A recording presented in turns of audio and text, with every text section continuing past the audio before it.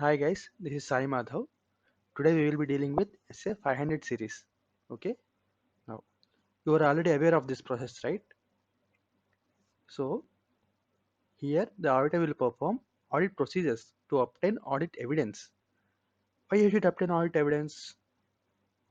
To form conclusions and report. So he will perform audit procedures as per SA 315 330 and he will obtain audit evidence as per SA 500 to 580. Today we will be dealing with these standards, right? SA 500, the first of the all standards is SA 500. The name of the standard is audit evidence. What is audit evidence? It is the information used by the auditor in arriving at the conclusions on which auditor's opinion is based, right? So the main objective of auditor is to give an audit opinion. What is the base for the opinion? It is nothing but audit evidence.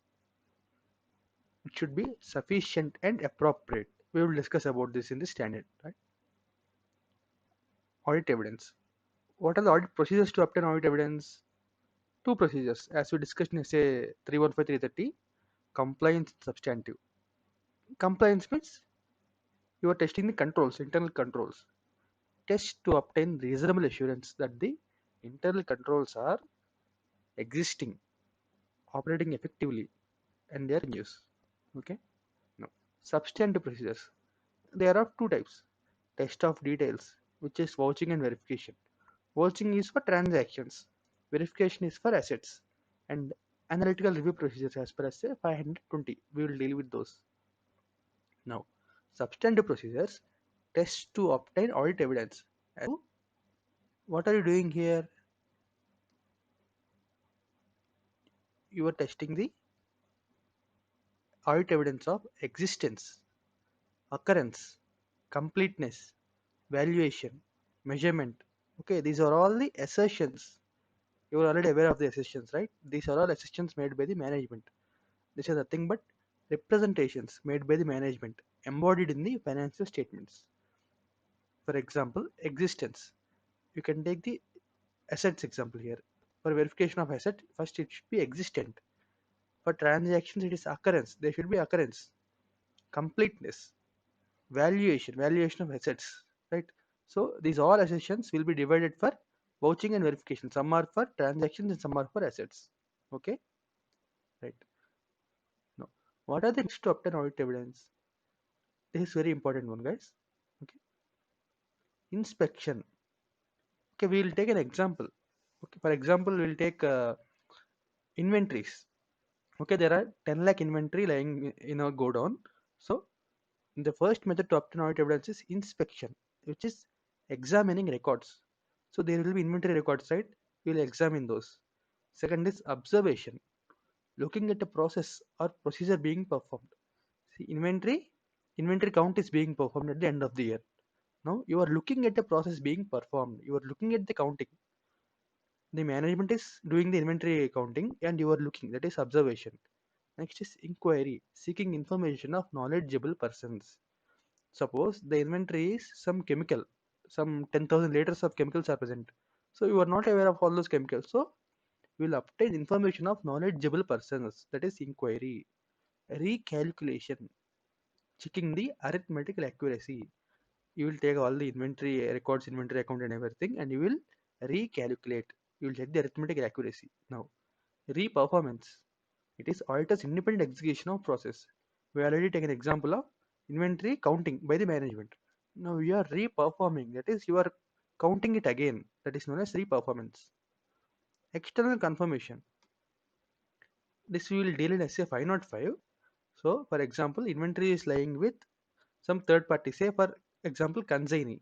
So, we will take confirmation from the consignee regarding the inventory. Analytical procedures. We will deal with 520. For example, there is 10 lakhs inventory in the previous year. This year, how much inventory is present? So that is analytical procedures. We will deal it as a 520 later, right? Now,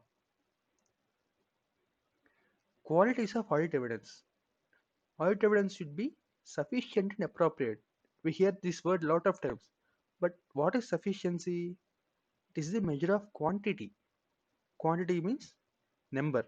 Okay, how much is it present? It is affected by materiality, ROMM, and size and characteristics of population. This is very important, guys. Okay, sufficiency, that is quantity, it is affected by materiality, ROMM, size and characteristics of population.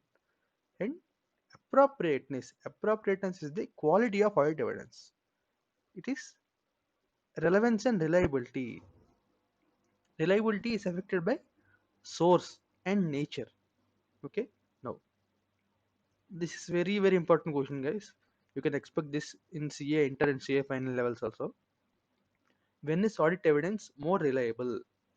Audit evidence is more reliable when it is obtained from independent sources outside the entity. There are effective controls in the entity. It is obtained directly by the auditor. It is in documentary form rather than oral form. The evidence is from original documents rather than duplicate documents. So, when these things are present, audit evidence is more reliable. You can rely on the audit evidence. Now, using the work of an expert. See, you are an auditor. You are not aware of all the work done by the entity and management. So there will be experts of more various fields. For example, you can take actuary valuation. You are not aware of actuary. There will be separate experts in that. So if management is using some expert, he is known as management expert. It is dealt with SA 500. If auditor is using an expert, it is dealt with SA 620. Now we will go with SA 500 because we are dealing it right now. So management is using an expert. So you are using his work, management's expert's work. So that is audit evidence, right? Before using his work, you should check the competence, capability, and objectivity of such person. Whether he is competent to do the work or not, whether he is capable and he is objective, right? How can you assess these things? With the personal experience with the expert. In the past, did you work with the expert or do you have any personal experience? And discussions with expert, you can sit and discuss the matters and you can assess competence, capability, everything. Discussions with auditors expert, of course you are having your own expert, so you will discuss with him about this person whether he is competent and capable or not. Discussions with others who are knowledgeable. Published papers or books written by expert. See, he is an expert, so he will be publishing papers or books. If he is doing it any, you can refer those also so that you will get an idea of that expert. Knowledge of experts qualifications. Expert is also qualified person in his own field, so you should have a knowledge of his qualifications also. Now you have taken the expert's work, whether you have to use it or not. Before that, you have to check these things. Relevance and reasonableness of experts findings and conclusions. Okay, you have to evaluate the work of the expert. How to do that? You would see the relevance and reasonableness of assumptions and methods used. Of course, actuary valuation is very subjective, so you should take the relevance and reliability of reasonableness of assumptions and methods used. Now, relevance, completeness, and accuracy of source data. What is the source data he is using? It should be relevant, completeness, and accurate, right? Now, this is all about SA 500. SA 500 is audit evidence.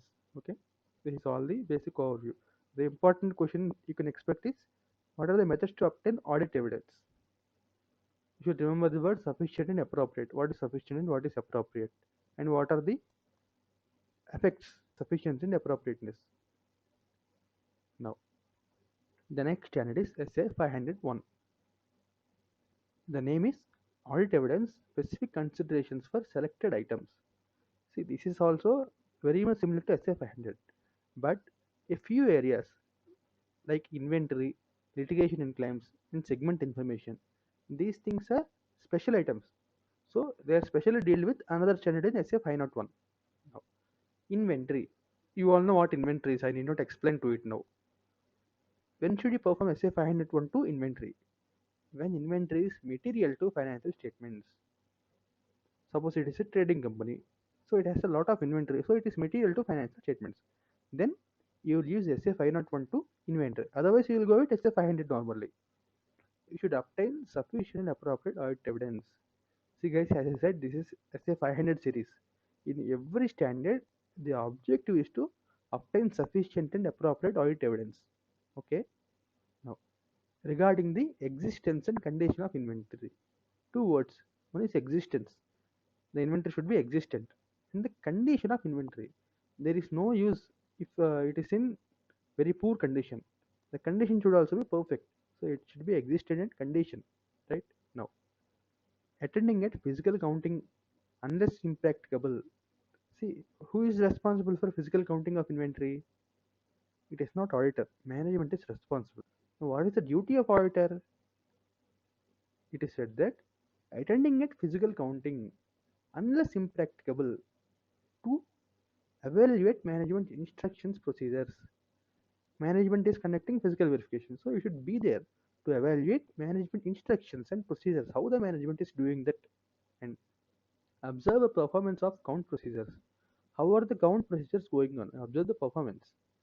Inspect the inventory. You verify the inventory. Perform test count. You need not count everything. Perform test counts. One or two items, you can perform test counts. Right?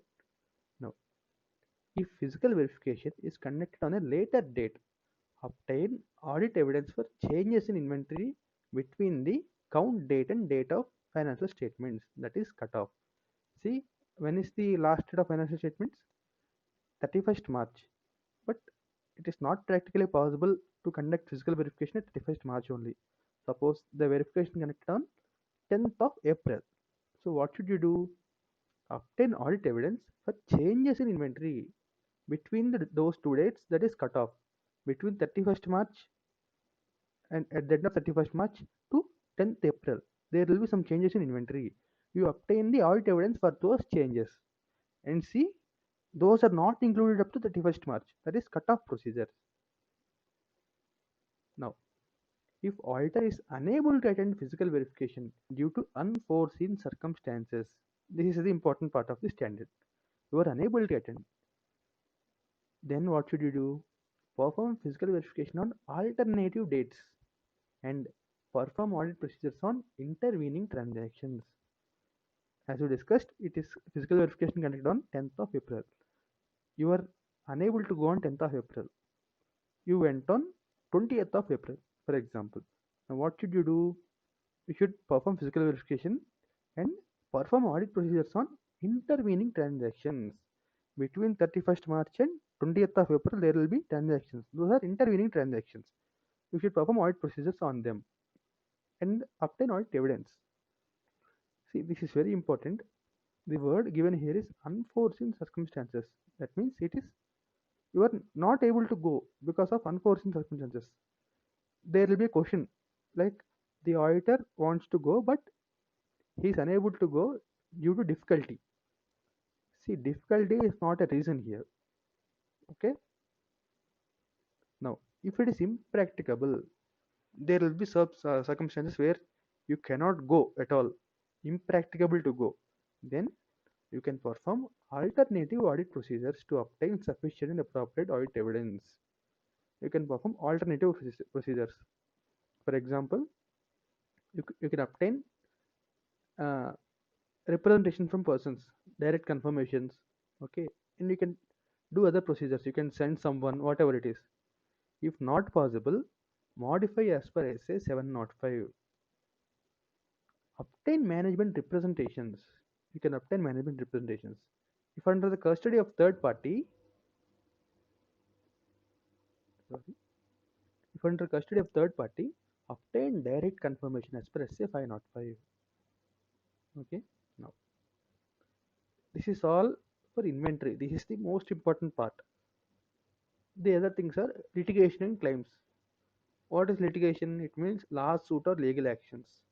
If material directly communicate to entities lawyers. Okay. Obtain management representations. If you cannot verify all these things, you can qualify as per SA 705. And segment information. You know what is segment information? In FR, you know this, right? You should obtain understanding of all the segments of the entity, perform analytical procedures. We will deal in SA 520. Obtain management representations. If not possible, qualify as per SA 705. This is the overall SA 501. You should concentrate on inventory. This is the only thing asked. There are three things here. You should attend the physical verification unless impracticable. If you cannot go due to unforeseen, you should do this. If it is impracticable to go, you should do these things. Okay. Now SA 505. External confirmation. The name itself says it is external. That means it is outside to the entity. Now, what is it?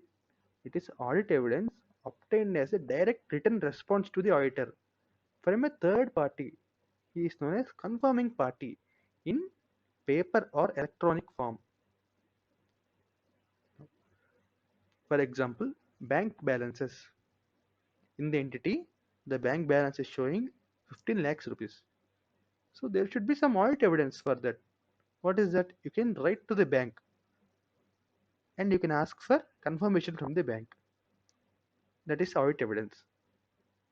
In the same way, accounts receivable balance, debtors, accounts payable balances, creditors, stock held by third parties, we have discussed earlier, property title deeds, etc. In many areas, you can do this SA 505.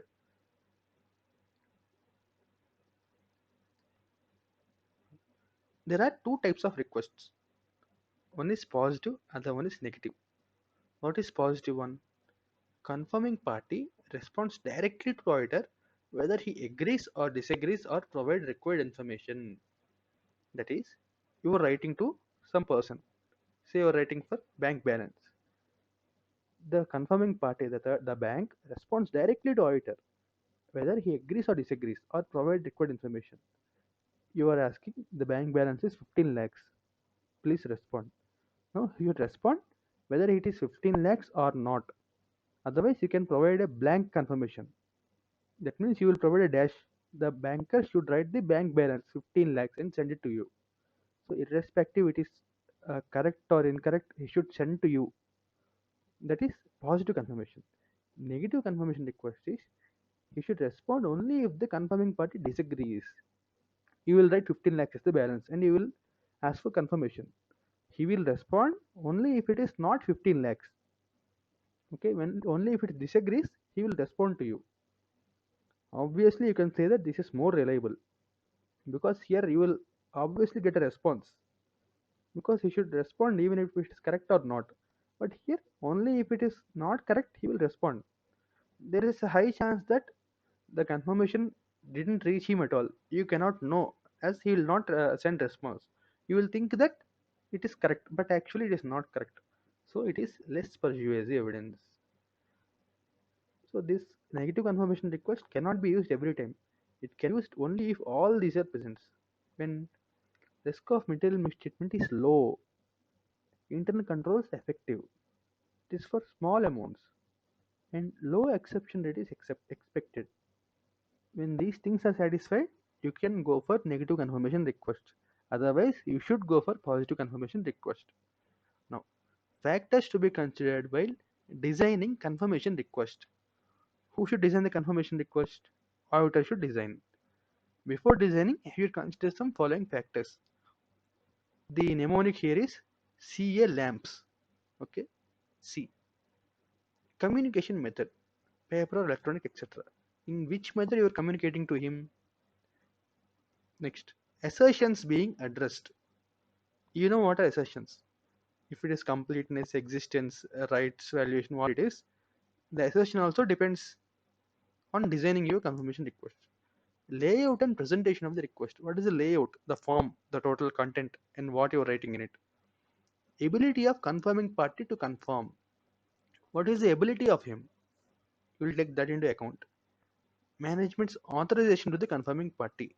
See, management also should authorize the confirming party to verify the confirmation request. Prior experience of the auditor. You would have audited the previous year also. You should have prior experience of him. And specific identified risk of material misstatements. If there are any specific ones. All these seven things will be considered by the auditor while designing confirmation request. Remember CA lamps. Now, if management refuses, you are asking to provide external confirmation, but management is refusing, telling you cannot provide confirmation requests. Then you should inquire the management if it is valid and reasonable. Okay, if you think valid and reasonable, it's okay. If risk of fraud exists, if you are thinking it is due to fraud, then you should evaluate the effect on NTE of other audit procedures. The nature and timing of other audit procedures will also affect due to this one. Perform alternative audit procedures. You cannot perform this, so perform some alternative ones. If the refusal is unreasonable, communicate to TCWG. And SA 705, you can modify in SA 705. This is SA 505 external confirmations. Now we will go with SA 510. Initial audit engagements, opening balances. Okay. Now the audits will be two types: recurring audit, initial audit. Recurring means subsequent audits. Initial audit. Initial audits will be two things you can see here.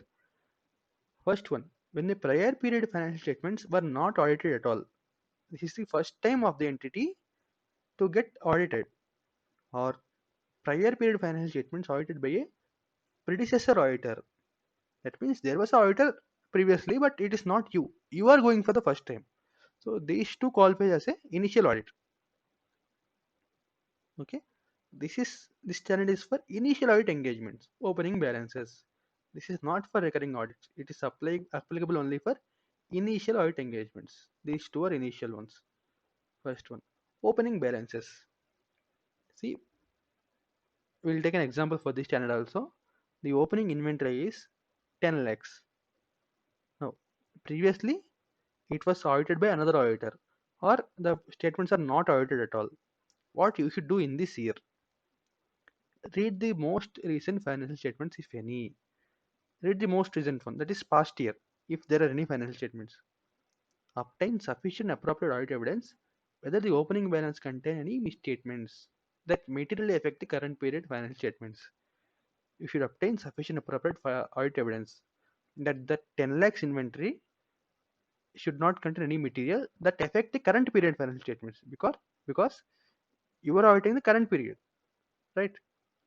By closing balance correctly brought forward. The last year closing balance is 10 lakhs. It should be properly brought forward to current year also. You should audit that.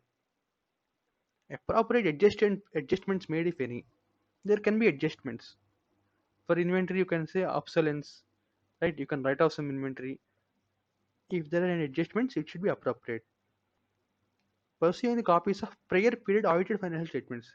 If the prior period ones are audited, you should pursue the copies. Evaluating whether audit procedure performed in the current period provide evidence related to opening balance. For example, debtors opening balance is 5 lakhs. In this year, you have performed some audit procedures on debtor balance. By that, you can also evaluate the opening balance also. Performing specific audit procedures relating to opening balances. Any specific procedures. If misstatement in opening balances, perform additional audit procedure and communicate with TCWG. Right? Now, this is all for opening balances. The other part of the channel is accounting policies. Obtain sufficient appropriate audit evidence whether the accounting policies in the opening balances are consistently applied in the current period financial statements. Opening balances will be having some accounting policies. For example, inventory is valid as per FIFO method in the opening balance. In this year also, you should value the same. If there are any changes, it should be properly accounted and disclosed. I am not saying there should not be any changes. If there are any changes, it should be properly accounted, presented, and disclosed. Now, if prior period financial statements are modified, right? Past year, the other auditor gave a modified opinion. So what should you do? If it is relevant and material to current period financial statements also, we should modify. If it is not relevant and material to current period financial statements, we need not modify, right? This is essay 510. Now we will go with essay 520. Analytical procedures. What is analytical procedures? The definition says evaluation of financial information through analysis of relationship between financial and non-financial data. See, you already know what is ratio analysis. All the ratio, sales turnover ratio, gross profit ratio, etc., etc. All those are examples of analytical procedures because you are establishing relationship between financial and non-financial data also, right? This can be of many forms. You can have ratio analysis as an example. You can compare this company, this entity with the whole industry, right? Now, what can we compare? Comparable information for prior periods. Last year sales is 10 lakhs. Now it is 12 lakhs. You are comparing them. Anticipated results, budgets, forecasts, etc. Similar industry information, the industry as a whole. When should you perform analytical procedures? It can be performed anytime, but it is near the end of audit. Preferably, you should perform near the end of audit. However, ARP can be performed at any stage. Why are you performing them? To form overall conclusion and if consistent with the auditor's understanding of the entity. See, you have done all the audit. All the audit is over. Now, near the end of the audit, you are performing them. Why are you performing? To form overall conclusion and if consistent with auditor's understanding of the entity and forming an opinion on financial statements. So, this acts as corroborative evidence. Okay, everything is right. Like that. What are the considerations? This is most important question in this standard case. Considerations while performing analytical procedures. First one, suitability for given assertions. What are the assertions you are addressing here? The suitability, for example, risk of material misstatement of those assertions, etc. No. Develop an expectation of the results. See, for example, you have taken sales quantities. Last 2 years, the sales are 10 lakhs, 12 lakhs. For this year, you are expecting 14 lakhs to 15 lakhs. That is expectation. This year, the sales are 16 lakhs, for example. So, difference of recorded amounts and expected values. You are expecting up to 15 lakhs. This year, it is 16 lakhs. So, there is some difference. Uh, Reliability, the source of information. See, you know Jijo, garbage input, garbage output, right? So if the source of information is correct and valid, the output will be valid. Comparability of information. What is the comparability? You should do that also. Nature and relevance. It should be relevant. Controls over the preparation of information. Okay, you should check all of these while considering during analytical procedures. What are the techniques to do? Trend analysis. You know trend analysis, right? For the fast payer, this is the trend of the sales. Ratio analysis, as we discussed already. Reasonableness tests. As the name says, reasonableness. This is usually performed to non-financial data. For example, last year there are 50 people, 50 employees. For 50 employees, 10 lakhs is the salary. This year there are 60 employees. So there should be approximately lakhs. You can say that example. So it is reasonableness. Structural modeling. It's very similar to trend analysis only. It is linear regression using statistical methods to do the trend analysis. It is known as structural modeling. Now, now we have discussed about expected value, developing expectation. Now there is significant difference from expected value and the original values. What should the auditor do? The auditor should investigate such differences. The word here is investigate. You should go deep into that. Why it is different? How to go? By inquiring management and evaluating the responses and performing other audit procedures. Right? This is essay 520. Now we'll go with SA 540. The name of the channel is Auditing Accounting Estimates. Now, why are you using accounting estimates? Some financial statements items cannot be measured precisely. Everything you cannot measure precisely means correctly. So you should use some estimates and can only be estimated. There is no choice. When can this be used? Examples: provisions. See, provisions you cannot measure precisely. You can only estimate them. Provisions, contingent liabilities, warranty obligations, depreciation methods. Right? These are all accounting estimates. And fair value accounting estimates. You are using fair value to estimate the accounting amounts. Share-based payments, financial instruments, goodwill in business combination, etc. These are all the areas where we use accounting estimates. For this standard, this is the most important question. Areas where we use accounting estimates. Now, what is the objective? Obtain sufficient and appropriate audit evidence that accounting estimates used are reasonable and disclosures are adequate. This is the objective of the standard. Now, what is the audit procedure? SA 315 risk assessment procedure. Auditor shall obtain understanding of requirements of applicable FRF. If we take the example of depreciation methods here, you should know what are the requirements. That is, what are the allowable methods as per FRF, SLM method, WDA method, etc. What are the requirements of applicable FRF? How management identifies those transactions by inquiring management. Okay, how management identifying? You should obtain understanding as per SA 315. Now, after obtaining understanding, you should go with responses. Whether management has appropriately applied the requirements of applicable FRF. Methods for making the accounting estimates are appropriate or consistently applied. Okay, this is the responses.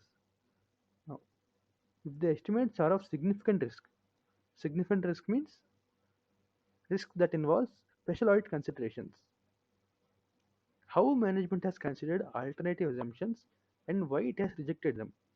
Suppose the management is taking SLM method for depreciation. There are also several methods or other depreciation methods also. Why the management is using only these and why the management is rejecting all of others? You should take the uh, management response. Whether the significant assumptions are reasonable, if it is reasonable or not. Auditor develop a range to evaluate the reasonableness. The auditor should develop a range, okay, from this to from this, and he should apply reasonableness here.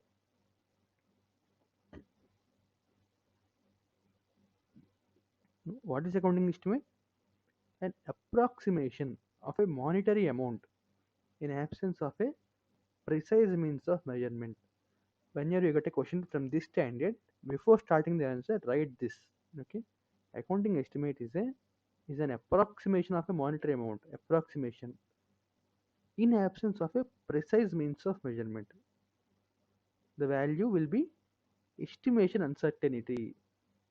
Okay, you write this one and you start the answer.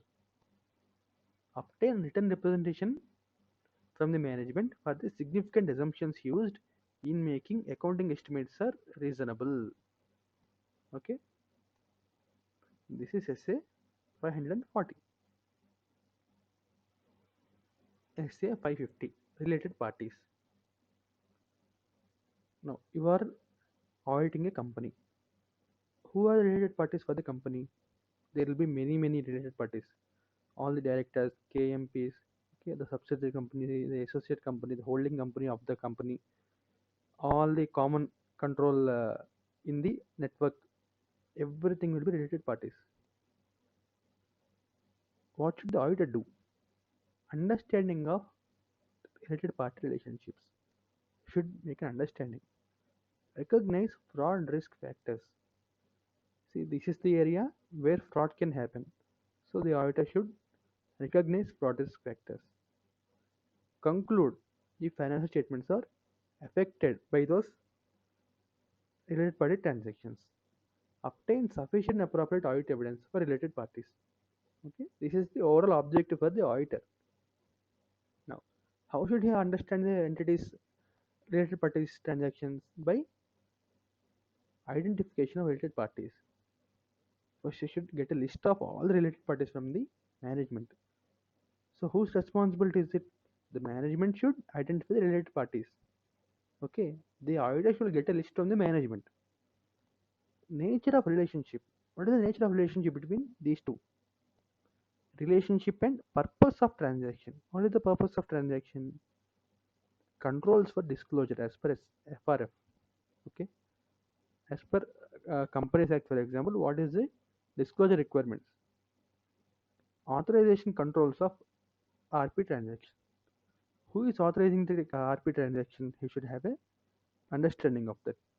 Now, management is responsible to identify all related parties. It is the responsibility of management to identify those. What should auditor do? He should maintain alertness. That is professional skepticism. As per SA 200, we discussed those. Share relevant information with engagement team of the related parties. Okay, the auditor will be getting a list of related parties from the management. He should share it with the engagement team so they will have an understanding while doing the audit. Obtain management representation that all RP transactions or relationship are disclosed. Okay, obtain written representation from the management. All significant matters communicate with TCWG. Now, related party transactions outside the normal course of business. Okay, when you see such transactions, you should go for these things. What is the business rationale? What is the purpose? Why this transaction has occurred? You should get the management explanation. If it is properly accounted and disclosed, these three things you have to do when you see a RPT outside the normal course of business. Right now, auditor identifies related party relationship or transaction, not identify disclosure management. This is the most important one. See, management has given you list. Now, while performing your audit procedures, you have found that some related party transactions or related party names, they are not provided by management to you. Then what should you do? First, you should go and communicate with engagement team. You should warn them. Request management to identify all transactions. Now you should go and request management. You should tell them that these are the extra ones you have got and provide them with information and tell them to identify other transactions also. Perform substantive procedures, right? That is test of details, analytical procedures, everything. Inquire management for the reason of failure. Why the management failed to provide these? You should inquire with them. You should reconsider the risk. You should reconsider your whole risk. If non-disclosure is intentional, evaluate the implication on audit. If you think that the management is not providing, if it is intentional, evaluate the implication on audit. No. Reporting. You should report whether all related party relationship or transactions are appropriately accounted and disclosed. Effects are not preventing true and fair way of financial statements.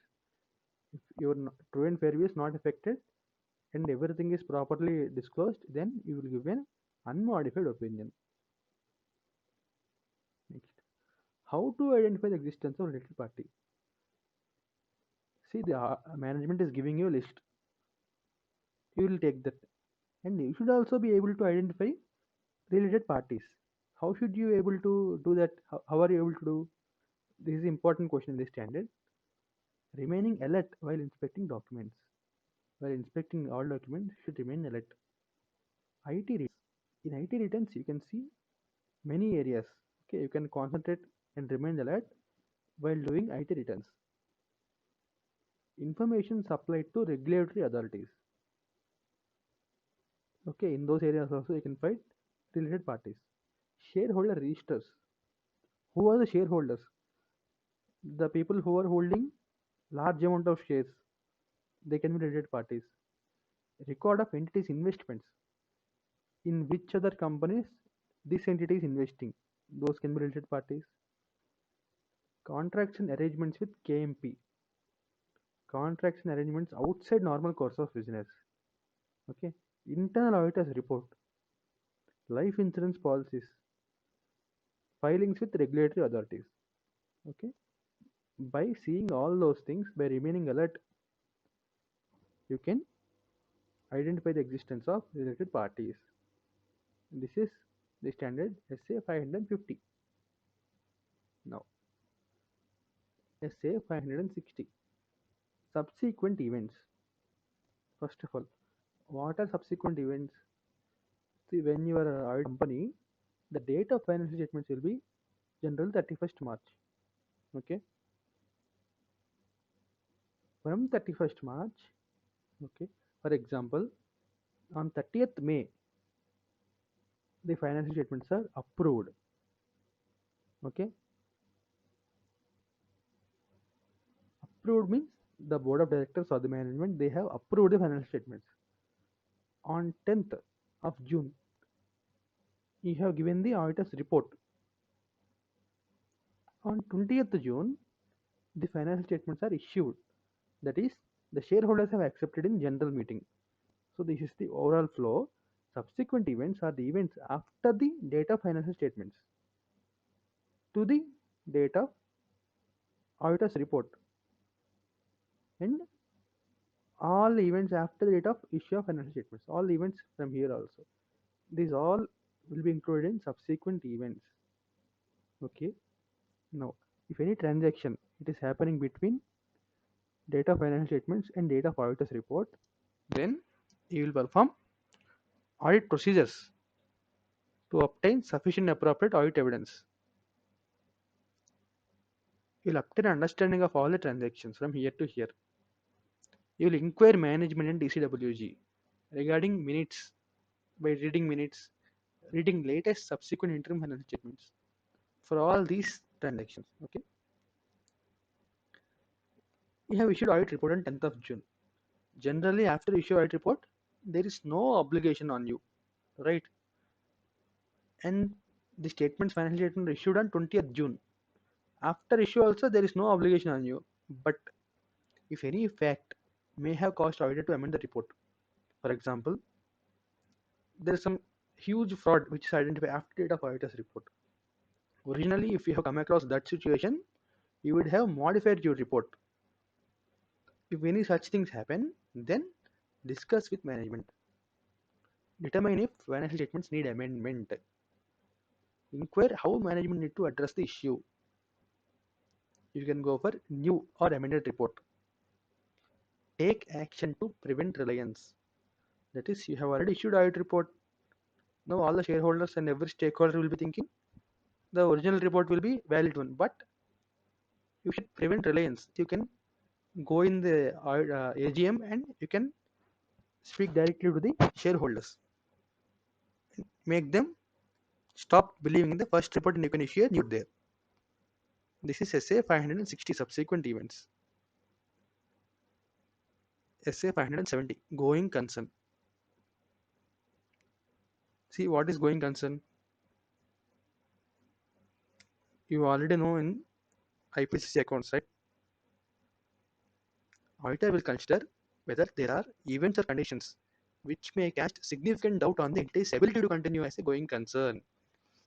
Okay, if any events cause significant doubt on the entity's ability, the auditor will consider those. No. If first one, audit procedure when event or condition identified. If any event or condition is identified, then auditor should obtain sufficient appropriate audit evidence. For example, there is a new law.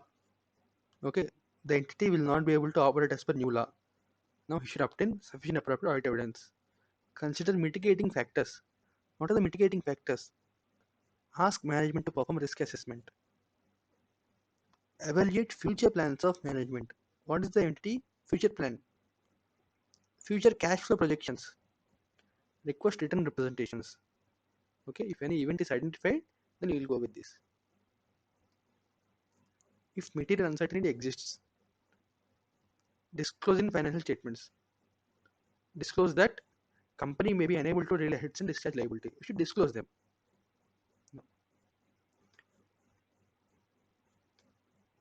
If going concern is inappropriate, you should go with adverse opinion. If going concern is appropriate, but material uncertainty exists, then what you'll do? You should check whether adequate disclosure is made in financial statements. If disclosure is made, you will go for unmodified opinion, and you will mention in the report in emphasis of matters paragraph. If disclosure is not made, then you should go with qualified or adverse opinion depending on the matter. And you should also write in the basis for qualification all the details of the going concern thing. Right?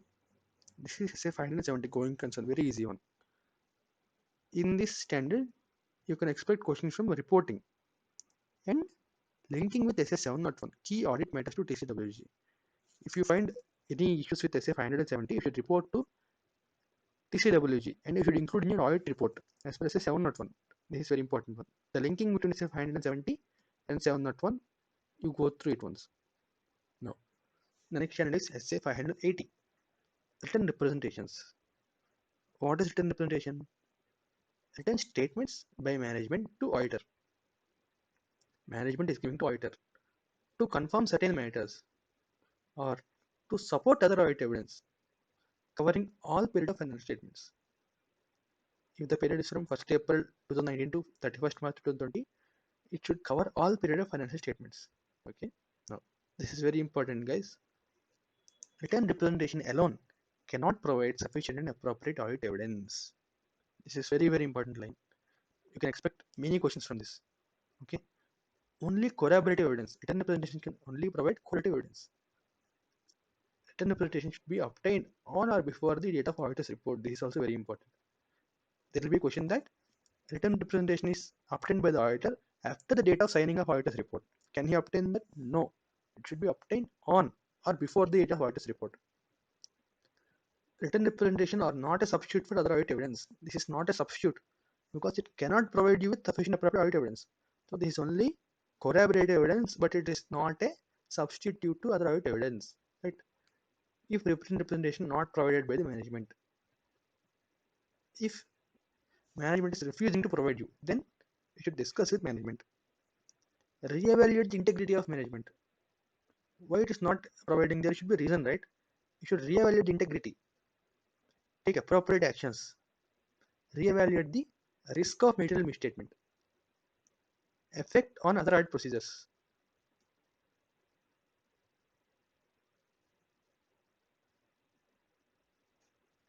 Effect on other audit procedures and effect on auditor's opinion. You should modify as well as 705. This is the SA 580 written presentations. Now, SA 530 audit sampling. What is sampling?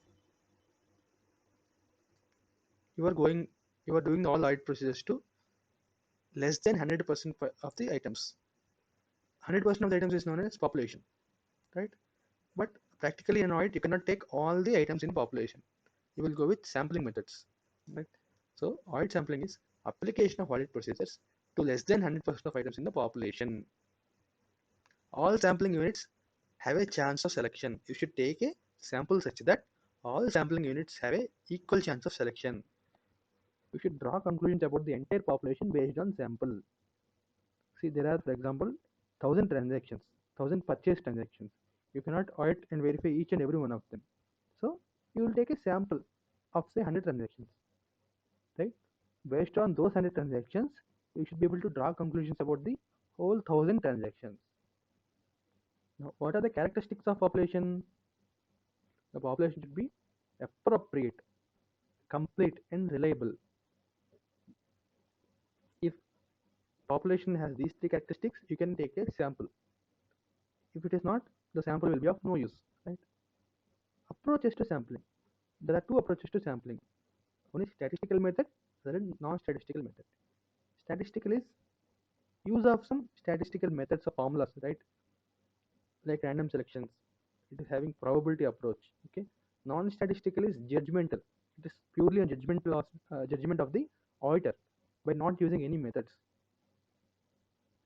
What are the advantages of statistical sampling? It is unbiased because using some statistical techniques here, there is no chance of bias. It is objective. Sample size does not increase in proportion to population. Whatever may be the population size, the sample will be of same size if you are using statistical sampling. Calculated risk. You know, before taking sample only, what is the chance of risk? By the description of a large mass of data. Even if it is huge data also, you can take a sample without any errors. Minimum sample size, right? If the sample size is smaller, you need to do less work. Stratification. What is stratification? Process of dividing heterogeneous population into sub-homogeneous groups. Okay. For example, there are thousand transactions. You should divide all those transactions into similar groups. First 50 are similar, next 50 are similar. So you will divide all those groups. This reduces the sample size without increasing sample risk. Right. Reduce the variability of items within each stratum. The each group is called as stratum. Okay. In the stratum, all those are similar items. So you can pick one out of each stratum. So it reduces the variability. Now, value weighted selection. In the thousand transactions, we have taken example. Some 200 transactions are of very low value, 100 rupees, 500 rupees, etc. etc. So there is no use if you take sample of those things, right? So you can avoid those. In value weighted selection, audit effort is directed towards larger value items because they have a greater chance of selection. So larger value items will be having greater chance of selection. For example, all balances above 5 lakhs. Now, lower the sampling risk, higher the sample size. There are 1,000 transactions. If you want to get your sampling risk to low level, you should take a higher sample size. The more you do auditing, the more you take the sample, the less will be the sampling risk. Sample size is based on professional judgment. Right. Now, what are the sampling methods? Sample selection methods. Simple random sampling or stratified sampling. These are two examples for random sampling. Randomly picking out. Interval or systematic sampling. Suppose there are 1,000 transactions and you have to pick 100 out of those 1,000. So you divide 1,000 by 100, right? You will be getting 10.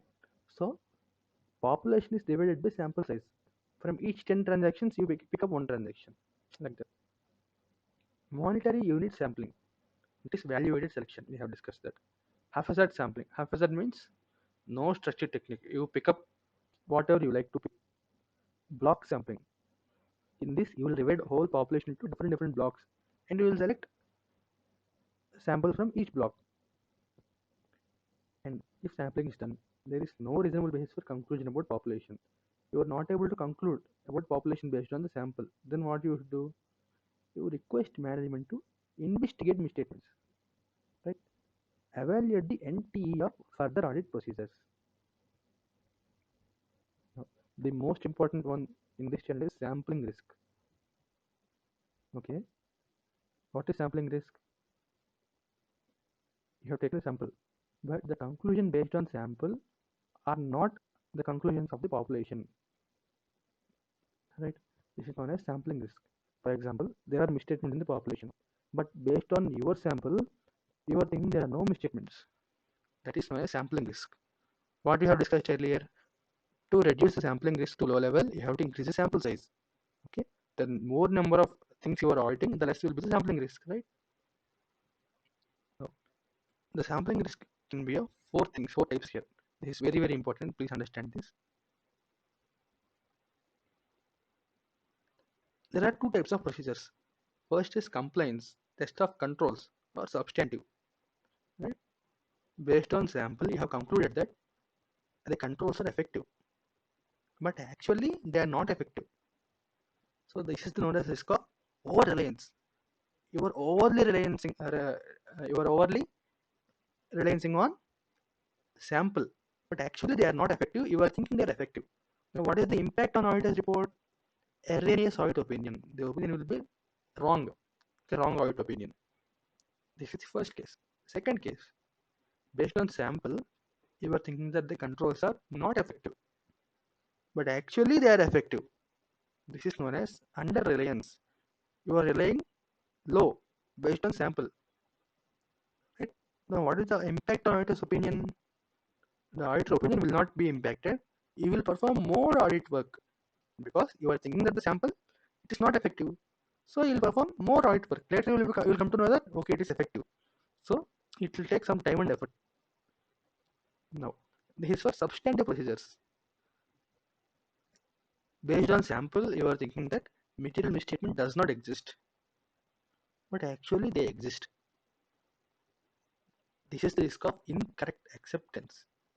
You are accepting the sample incorrectly. Now, what is the impact?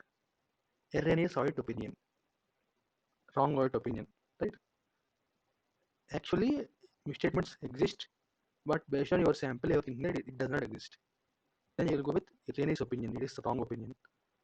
And if material misstatements does not exist actually, but based on your sample, you are thinking they exist.